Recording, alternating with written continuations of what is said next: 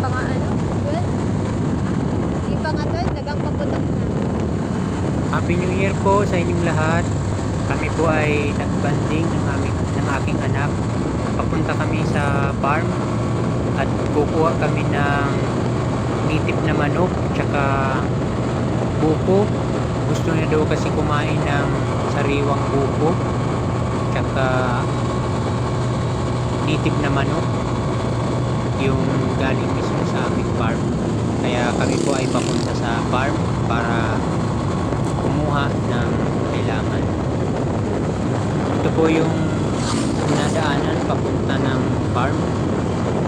Ang layo po nito, dadaan ka muna ng highway, tapos mula po sa Dait hanggang crossing DU City, yung tinatawag pong crossing DU City, doon ka po papasok ng right side. So ayan, kami po ay pasok na sa crossing.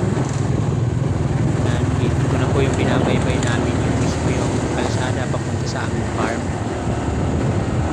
Huwagan ko yung nakiwag. Nalalaglag ito. Hindi naman. Pagkatapos namin dumaan ng highway, pumasok ng crossing, may lalakaran pa rin kami papasok sa aming farm. Kaya medyo masakripisyo, lalong lalo na pagka may mga ilalabas kaming produkto. Talagang kalabaw yung nagpapakahirap na ilabas ito. So ito po yung nilalakad namin para magkaroon kami ng kalsada papasok dito sa amin para makapasok ang sasakyan kahit motor. Meron kasing dinadaan ng palayan, kaya kahit motor ay hindi makatawid. Kaya ang hirap talaga, lalong lalo na pagka yung nagpapagawa pa ng bahay. Ang hirap kasi pagpasok ng materialis, talagang yung kalabaw ang naaasahan namin. Tapos ang hirap pa po dito kasi mayroon pa rin po siyang tinatawirang tubig. Mayroon pong sapa, kumbaga. Pero minsan po pagka maulan, lalong lalo na ngayong tag-ulan dito, ang lakas lagi ng tubig. Kaya itong anak ko, kahit ayaw na ayaw niyang pumunta rito, ngayon lang siya napilitan kasi gusto niya nga kumain ng buko. Gusto niyang kumain ng native na manok na galing mismo sa aming farm. Ito na po yung sinasabi ko kaninang tatawiring tubig. Tinawid ko na yung camera dito sa kabila para makunan yung pagtawid namin. Dahil po ako ay alam ko na yung daanan dito pabalik-balik. May mga ginawa po akong bato dyan na apakan para kahit medyo malalim yung tubig ay hindi ako mabasa, kahit hindi mabasa o maabot yung buta. Kaya may mga inaapakan akong bato dyan. Ayan, kung titingnan nyo ay parang ang babaw. Kasi hindi ako dumadaan dun sa medyo malalim. Pero ingatan po yan kasi may mga pagkakataon na gumugulong o dumudulas yung bato. Kaya medyo delikado rin. Dapat dubli ingat, lalong lalo na kung medyo delikado yung dala o kaya yung may mababasaging kang dala kasi bato yung babagsakan pag nahulog. Dahil hirap na siya, kinuha ko na yung bag kasi hirap na siya maglakad. Ayan, ito yung lupa. Sa amin na po ito.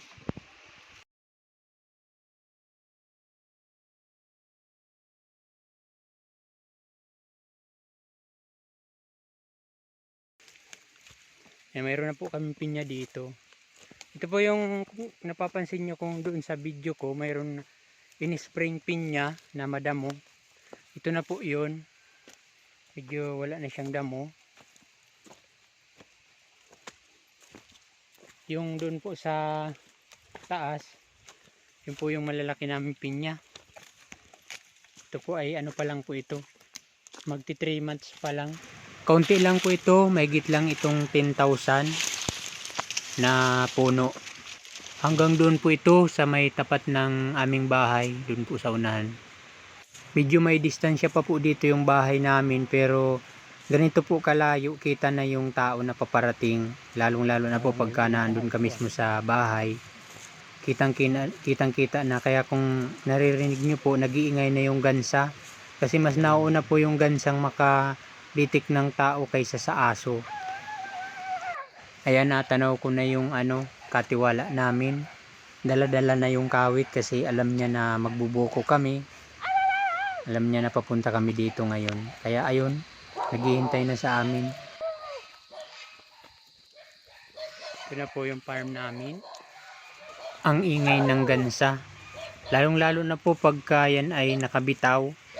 Nanunugod po yan ng tao, nangangagat sila. Ngayon po ay pagka umaalis po ako, pinapakulong ko dun sa nag-aalaga kasi minsan po ay di na asikaso niya kasi may mga ginagawa naman. May sisiw po kasi yun. Ito po yung bahay-bahay nila.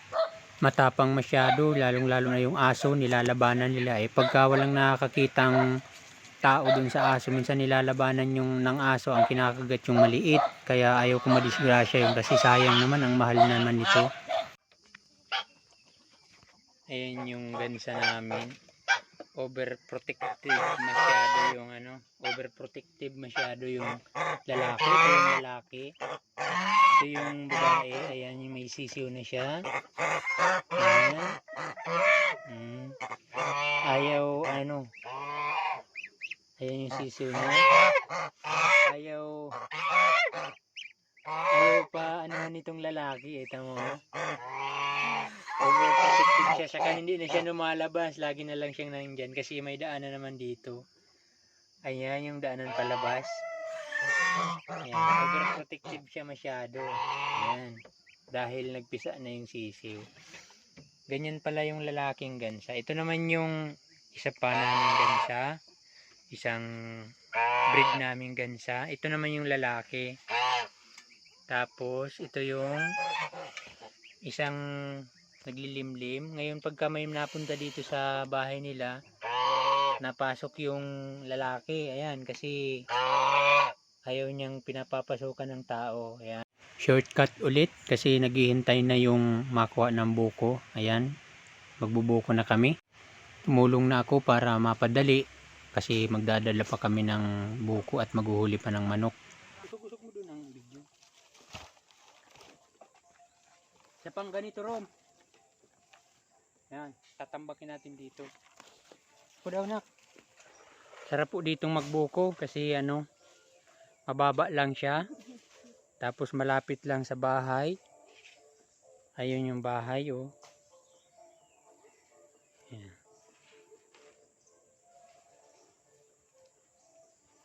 Nakakabusog pong tingnan, nakakagaan ng loob pagka ganito po yung lupa mo. Pagtingin mo ay kita mo lahat. Ikita mo yung dulo, malinis. So medyo nakakawalang pagod. Nagmamadali na ako nung time na yan kasi gagabihin na kami. Kaya sabi ko magbuko na kami. At ngayon ko lang nalaman na yung anak ko pala ay hindi makapag-inom sa buko mismo. Binutasan ko yung buko, pinapainom ko siya. Hindi siya makainom. Natawa ako sa kanyang reaksyon kasi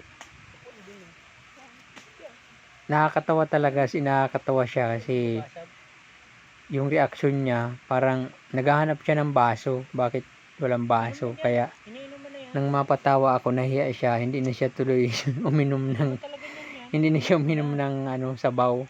Panoorin niyo po siya at pinipilit ko siyang uminom ng sabaw kasi sabi niya kanina gustong niyang uminom ng sabaw na sariwa.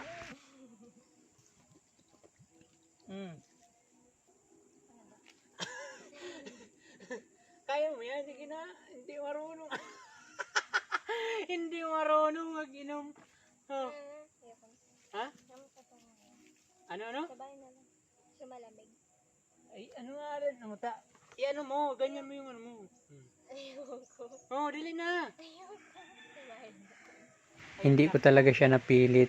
Tuluyan na siyang umayaw at yung kasama namin na nagkawit ng buko ay tumatalikod siya sa itatawa niya kasi siguro nahihiya rin. Ayan, biniakan ko na lang siya ng buko para kumain. Ginawa ko, tinayudan ko na lang siya ng buko para ibigay sa kanya.